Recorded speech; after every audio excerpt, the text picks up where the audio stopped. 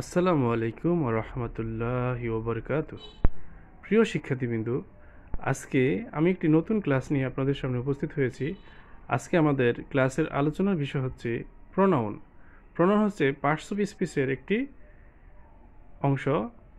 নাউনের পরেই যার অবস্থান, অর্থাৎ নাউনের পরিবর্তে যে বসে সেই হচ্ছে প্রোনাউন। পার্টস অফ স্পিচ হচ্ছে ৮ প্রকার, আবার প্রোনাউন হচ্ছে ৮ প্রকার। ৮ প্রকার প্রোনাউনের ভিতরে একটি হচ্ছে পার্সোনাল প্রোনাউন।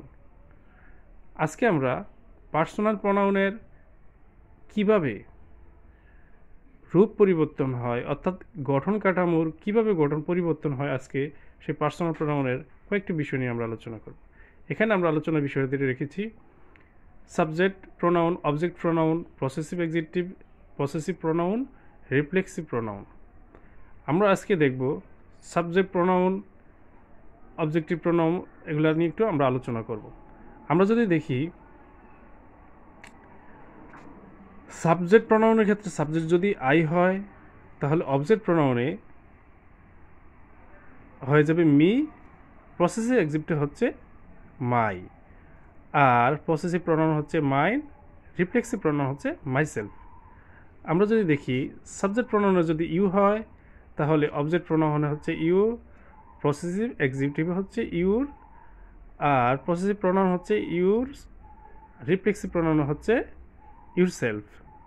আমরা যদি একটু দেখি সাবজেক্ট প্রোনাউন যদি হি হয়, অবজেক্ট প্রোনাউন হচ্ছে হিম, পসেসিভ প্রোনাউন হচ্ছে হিজ, পসেসিভ এক্সিকিউটিভ হচ্ছে হিজ, পসেসিভ প্রোনাউন হচ্ছে হিজ, রিফ্লেক্সিভ প্রোনাউন হচ্ছে হিমসেলফ।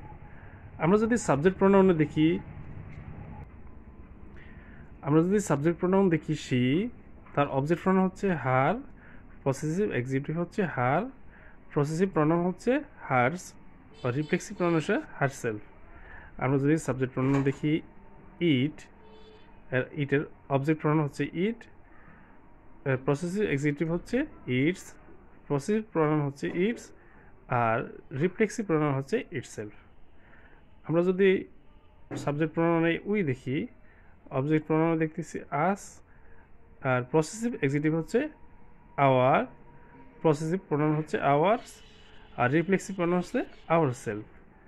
আমরা যদি সাবজেক্ট প্রোনাউন যদি দেখি দে, দের অবজেক্ট প্রোনাউন হচ্ছে দেম, পসেসিভ এক্সিকিউটিভ হচ্ছে দেয়ার্স, আর পসেসিভ প্রোনাউন হচ্ছে দেয়ার্স, আর রিফ্লেক্সিভ প্রোনাউন হচ্ছে দেমসেলফ।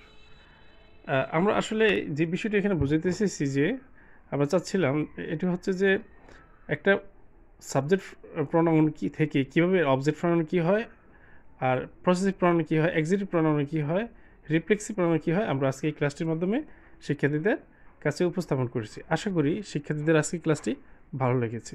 যদি আজকে ক্লাসটি ভালো লেগে থাকে, তাহলে লাইক, কমেন্ট করে, শেয়ার করে আমাদের অক্সফোর্ড হোম টিউটরের সাথে থাকবেন। ধন্যবাদ।